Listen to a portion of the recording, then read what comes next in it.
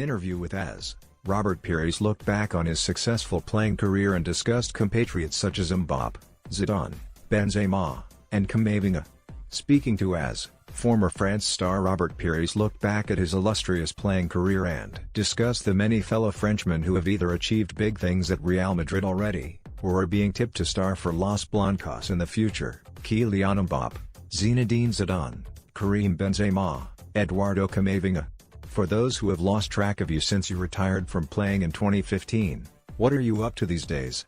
I work as a pundit on Canal Plus France and for M6, which is another TV channel in my country. I'm also an ambassador for UEFA, Arsenal and La Liga. You first hung up your boots in 2011, after your spell at Aston Villa, but came out of retirement 3 years later, to play in India. What motivated that decision? Because I was still hungry for more football. In fact, I still play, even if it's just with my pals. I didn't want to stop, despite having retired 3 years earlier when I left Aston Villa. I was 40, but I still felt like I had enough left in my legs to keep playing, albeit in a slightly lower level league like India's. I had great fun, was over there with some top players, and my coach was the great Zico. From a financial point of view, it was also a very good opportunity. I won't deny it. Between leaving Villa and going to India, didn't you get any other offers? No, none. It was a difficult situation. What's it like playing in India?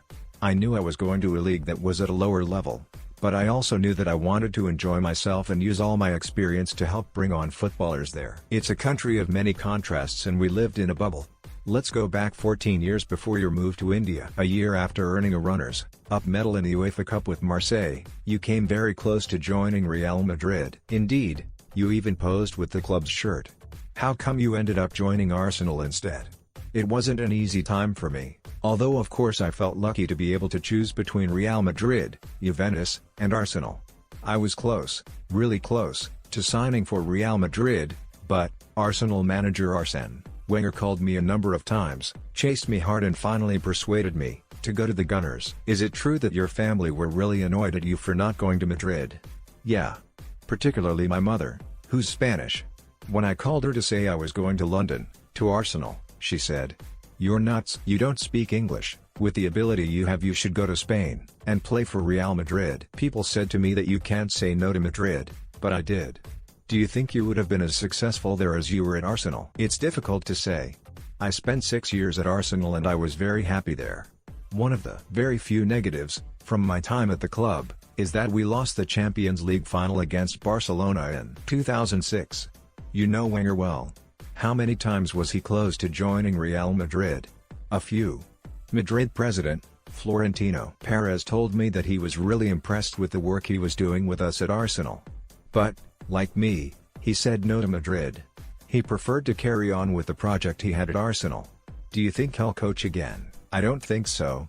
After having so much success over the course of 20 and a bit years at Arsenal, where he won almost everything, he retired 2 years ago and I guess he wouldn't want to return to today's game. In 2006, your move to Villarreal raised eyebrows in Spain and across Europe. Why did you choose the Submarino Amarillo? Why not?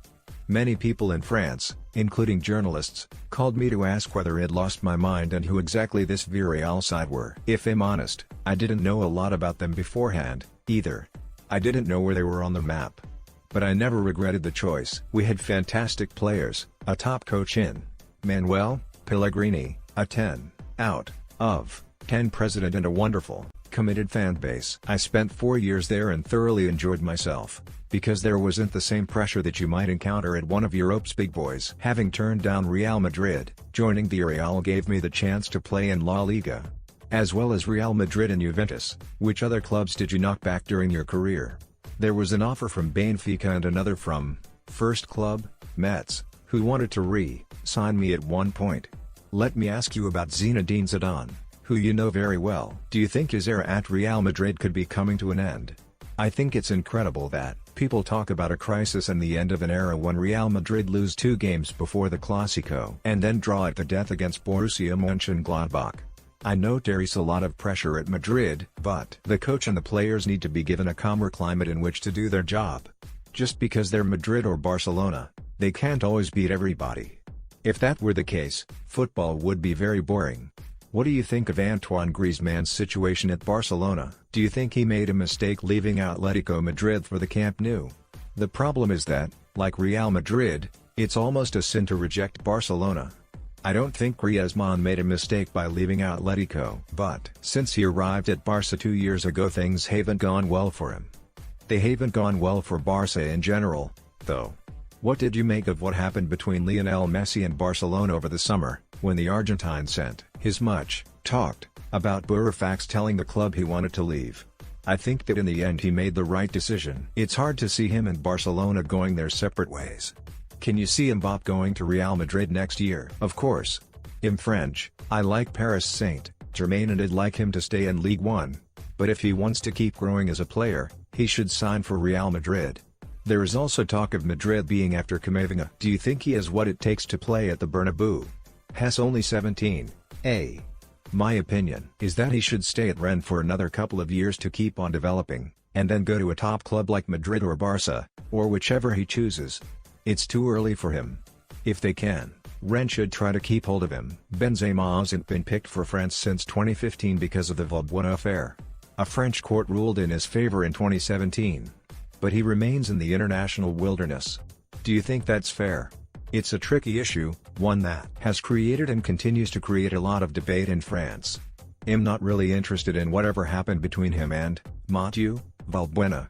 But given all that he has achieved and is achieving at Real Madrid, of course he deserves a France call-up. He's one of the best strikers in Europe.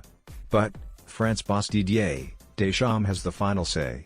Which France side do you think was better, the 1998 or 2018 World Cup winners? The 98 team, without doubt. Everyone knows that. It doesn't matter if they have Griezmann, Mbappé, Olivier Giroud. They wouldn't be able to score even one past us. Who is your footballing idol? Michel Platini, of course, and I also really liked Michel at Real Madrid. He had bags of class. He ran with the ball so elegantly and had such ability with ball at feet. Who is the best player you ever played with? Buff. There are so many: Zidane, Djurkaeff, Henry, Bergkamp, Riquelme. And one of the best I ever came up against was Ronaldinho. Messi and Cristiano Ronaldo are still at the pinnacle of the men's game, but there is no getting away from the fact that they're coming to the end of their careers. Who do you think will take over from them? Hopefully they keep going as long as possible and we can continue to enjoy watching them for a while yet. Successors? I don't know if there are any. I enjoy watching the likes of Mbappé and Neymar, but there is no one like Messi and Cristiano. I don't think we're going to see anyone like them, at least not in the short-term future. Finally, could I ask you why you haven't gone into coaching or moved upstairs into a position such as sporting director since your retirement? To be honest, I've never felt the calling of coaching and I don't have the badges you need, either. But who knows if I might consider it at some point in the future. I like the idea of being a sporting director more. Thanks for speaking to us, Robert. Thank you.